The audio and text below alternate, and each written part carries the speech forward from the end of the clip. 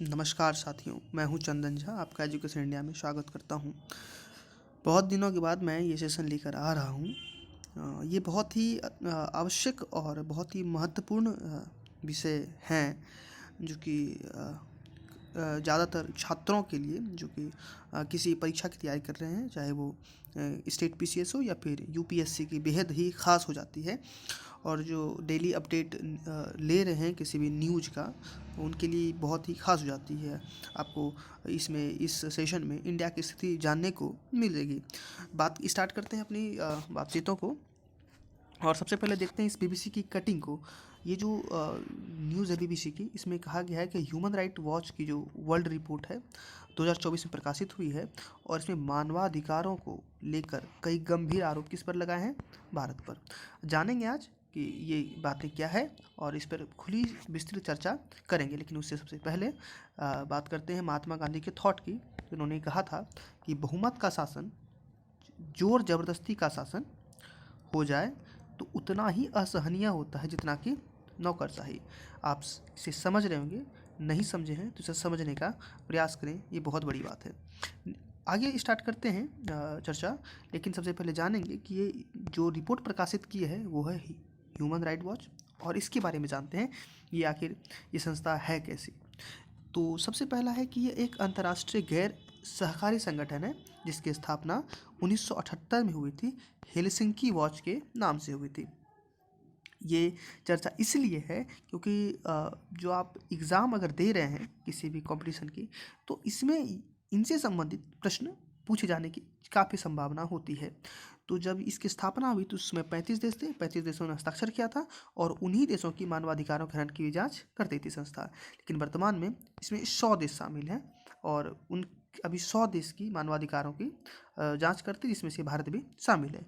Headquarter की बात करेंगे तो ये मुंबई में, सॉरी न्यूयॉर्क में इसका हेडक्वार्टर है।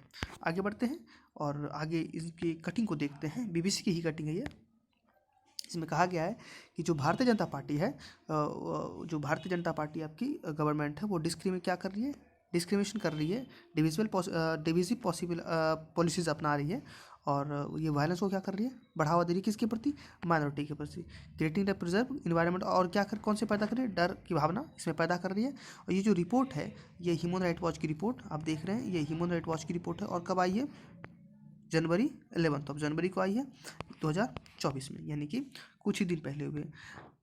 मैं इस सेशन को बहुत ही बाद में लेकर आया, लेने आने का उद्देश्य ये था कि मैंने काफ़ी दिनों से ये देख रहा हूँ कि जैसे कि आप जानते हैं कि भारत में कई और भी मुख्य मुद्दे भी चर्चा में, जैसे कि 22 जनवरी को राम मंदिर की चर्चा खास तौर पर पूरे विश्व में विख्यात हो रही है। लेकिन इसी क्रम में ये रिपोर्ट का आना और ज़्यादातर न्यूज़ चैनलों पे ये नहीं दिखाया जाना, कहीं न कहीं ये एक गलत दिशा की ओर इशारा करती है। खैर, आगे बढ़ते हैं, अपनी चर्चा को बढ़ाते हैं और इसकी रिपोर्ट को देखते हैं। ये जो रिपोर्ट है, इन्होंने इस रिपोर्ट में कहा गया है कि जो भाजपा की सरकार है, कैसी सरकार है? वो हिंदू राष्ट्रवादी सरकार है, यानी कि हिंदू राष्ट्र को बढ़ावा देती है। साथ ही साथ उन्होंने कहा कि सामाजिक कार्यकर्ता, विपक्षी नेता, पत्रकार और आलोचकों को क्या किया गया है? ये 2023 की रिपोर्ट, आप याद रखेंगे, 2023 की रिपोर्ट है ना। तो इसमें कहा गया है कि गिरफ्तार कर या फिर छापे मारकर उन्हें क्या किया गया? परेशान किया गया। साथ ही साथ अल्पसंख्यकों के साथ क्या बढ़ी है? हिंसा बढ़ी है। पीड़ितों को सजा के बदले सवाल उठाने वालों के खिलाफ क्या की गई है? कार्रवाई की गई है। यानी कि पीड़ितों को सजा नहीं दी गई है, और इनके खिलाफ जो खिलाफ सवाल उठाए हैं उन पर क्या की गई है? कार्रवाई की गई है। अब घटना का जिक्र करते हुए आगे बढ़ते हैं और इसमें देखते हैं कि इसकी जो घटना है, जिस क्रम में इन्होंने रिपोर्ट प्रकाशित की, उसमें सबसे बड़ी घटना आती है बीबीसी के दफ्तर पर छापे की। आपको याद होना चाहिए कि एक माननीय प्रधानमंत्री की डॉक्यूमेंट्री आई थी, India ask the question of Modi. इस टाइप की एक डॉक्यूमेंट्री आई थी जो कि बीबीसी के द्वारा लाई गई थी। इसी क्रम में इन्होंने कहा कि इसीलिए बीबीसी के दफ्तर पर छापे पड़े हैं। साथ ही साथ इन्होंने नूह हिंसा के बारे में भी, जो कि सांप्रदायिक हिंसा था, उसमें भी चर्चा की है। आपको पता होना चाहिए कि बजरंग दल के द्वारा रैली निकाली गई थी और इसी क्रम में एक हिंसा हुई थी। साथ ही साथ मणिपुर हिंसा पे भी बात की गई है, और ये तो काफ़ी चर्चा में रहा। और जो जम्मू कश्मीर को लेकर इन्होंने कहा है कि वहाँ अभिव्यक्ति की आज़ादी, विरोध प्रदर्शन की आज़ादी और कथित पाबंदी, वहाँ पे लगाई गई है। साथ ही साथ महिला पहलवानों के द्वारा जो विरोध प्रदर्शन किया गया है उन पे भी इन्होंने ध्यान दिलाया है। इसकी रिपोर्ट की बात करें तो सरकार के द्वारा जो स्टैंड लिया गया है, सरकार ने इस रिपोर्ट को सिरे से खारिज कर दिया है और बताया गया कि ये रिपोर्ट कैसी है, भ्रामक है। आगे बढ़ते हैं और आगे ये देखना है मुझे कि जो अल्पसंख्यक के संरक्षण से संबंधित कुछ अनुच्छेद हमारे भारतीय संविधान में दिए गए हैं वो कितने महत्वपूर्ण हैं। ये जो मामला है, ये मामला किसी भी छात्र के लिए जो कि किसी परीक्षा की तैयारी कर रहे हैं काफ़ी ज़्यादा महत्वपूर्ण हो जाती है। एक एक अनुच्छेद पर चर्चा करेंगे और आपके पास अगर कॉपी पेन है तो नोट्स करते चलेंगे। सबसे पहला देखते हैं यहाँ अनुच्छेद 15। तो अनुच्छेद 15 कहता है कि जो भारत में जितने भी धर्म के लोग हैं या प्रजाति हैं, सभी किसी के भी साथ डिस्क्रिमिनेट नहीं किया जाएगा, किसी को यानी कि भेदभाव नहीं किया जाएगा। साथ ही साथ आर्टिकल 16 यह कहता है कि लोक नियोजन में समानता होगी, यानी कि चाहे हिंदू मुस्लिम हो या फिर कोई जाति पाति हो, सभी के साथ जो लोक नियोजन है उनमें क्या होगी, समानता होगी। अपवाद के स्वरूप 16 का 5 है जो कि ये कहता है कि किसी विशेष धर्म के लोगों को वरीयता दी जा सकती है। किस मामले में, जैसे कि आप देखते हैं आर्मी वगैरह में, आर्मी हो गई, नेवी हो गई या फिर इसरो हो गया, इन सभी में ब्राह्मणों की वैकेंसी निकलती, सॉरी ब्राह्मणों की नहीं निकलती, पंडितों की निकलती, जो पूजा कराने वाले होते हैं उसमें से कोई भी कास्ट के लोग हो सकते हैं। आगे बढ़ते हैं और आगे चलते हैं अनुच्छेद 25 पर। अनुच्छेद ये 25 कहता है कि किसी भी धर्म के लोगों को भारत में उनको आज़ादी है कि अपने धर्म का प्रचार कर सकते हैं और स्वतः मान सकते हैं, पूजा कर सकते हैं, कुछ भी कर सकते हैं आप धर्म के साथ शांतिपूर्ण तरीके से, है ना। तो धर्म के अंतःकरण मानने का और आचरण करने का, प्रचार करने का पूरा अधिकार दे रखा है हमारे संविधान ने। आगे बात करते हैं आर्टिकल 26 की। तो आर्टिकल 26 यह स्पष्ट कहता है कि धार्मिक कार्यों के प्रबंधन का अधिकार होगा, यानी कि आप मेला लगा सकते हैं या फिर कुछ भी कर सकते हैं। आगे बात करेंगे तो आगे हमारा अनुच्छेद 27 है जो कि कहता है कि धार्मिक कर नहीं देना होगा।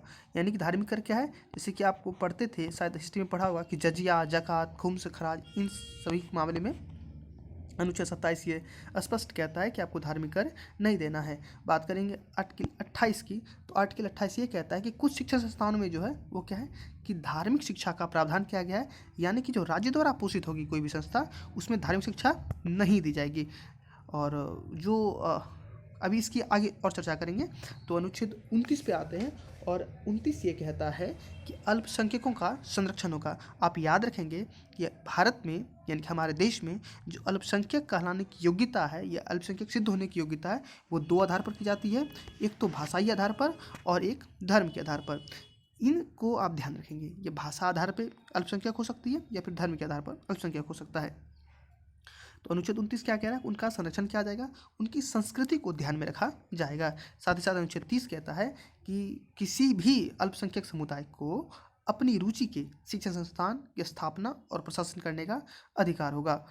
वो उनका उस समय उस संस्थान में फीस का निर्धारण कर सकते हैं या फिर उनका प्रतिशत कितना होगा अल्पसंख्यक का वो तय कर सकते हैं, और उनके स्टाफ की चयन करने की जो स्वतंत्रता होगी अल्पसंख्यक के पास ही होगी। इसके साथ ही साथ हमारी जो प्रेम्बल यानी कि प्रस्तावना है उसमें भी पंथ निरपेक्ष शब्द का उपयोग किया गया है, यानी कि जिसका कि इंग्लिश में सेकुलर होता है।